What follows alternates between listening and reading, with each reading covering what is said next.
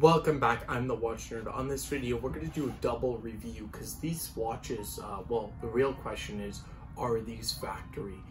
And really, what are these Rolexes? Because they are pretty rare references, and let alone the dial, because this could be rarer than the Paul Newman dial if this is factory.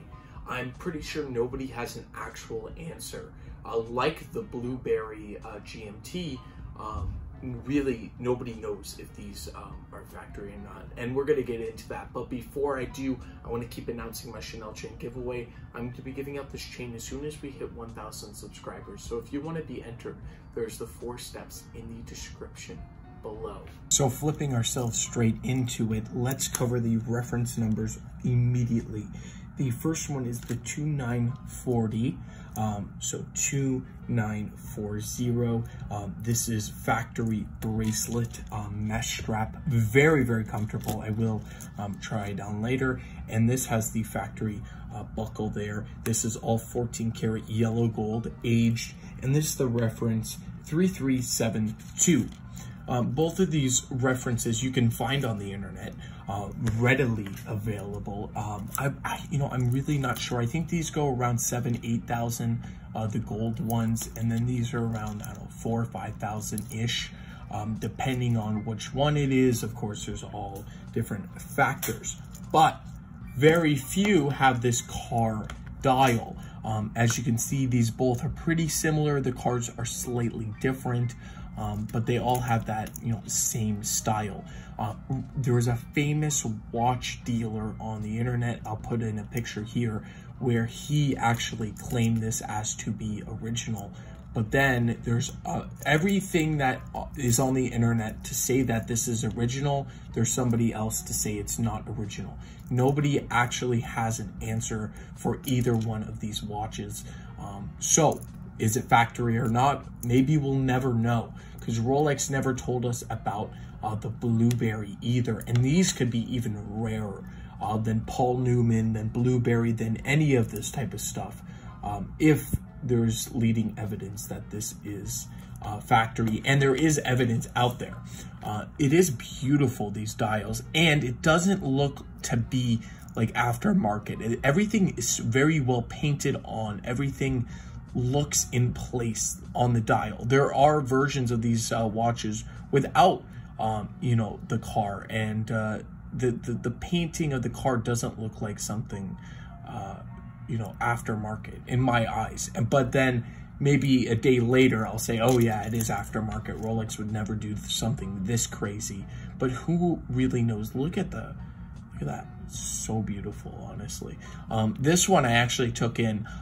Everything is factory inside. Everything, I'll show a movement picture and everything. And this is not a review. They're both 32 millimeters. I've reviewed recently a bunch of bubble backs.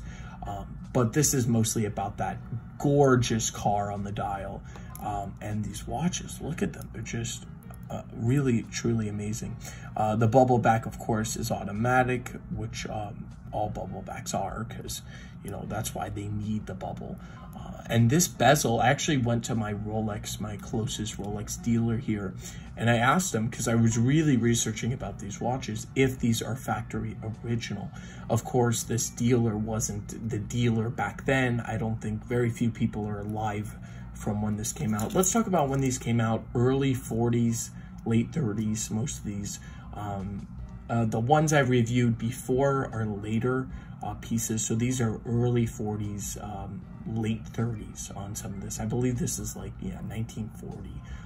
It actually says it on the bottom. That's why I'm not going to flip it up, but there is the serial numbers, and I can find it. You know what? Let me just pop up the year of this one. I'll pop it up on the screen. But this one also, you can pretty much, they're basically the same era.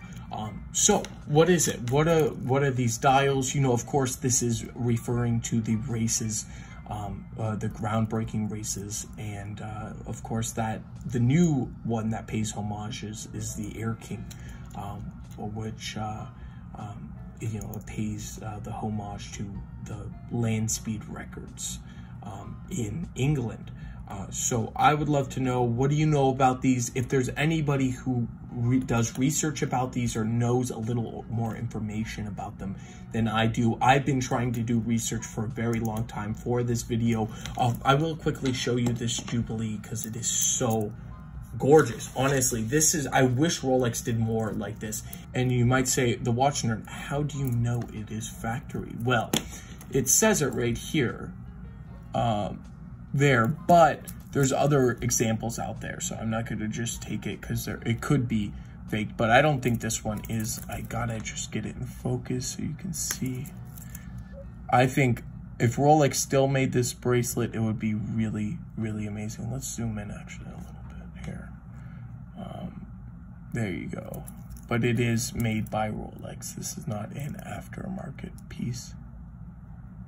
I mean, Jubilee Rolex SA, as you can see, stainless steel. It has been a little over the years, but it is a factory Jubilee. So that is about it. That's where I'm going to leave it. What do you think about these dials? Are they factory? What is the deal with them? You know, I would love to hear all your opinions down in the comments. Definitely, I will answer your comments down there because I'm super curious about both of these. I want to thank you all, and I will catch you in the next one. Have a fantastic day, and definitely stay tuned because there will be some cool vintage pieces coming out very soon. So thank you, and I'll see you in the next one.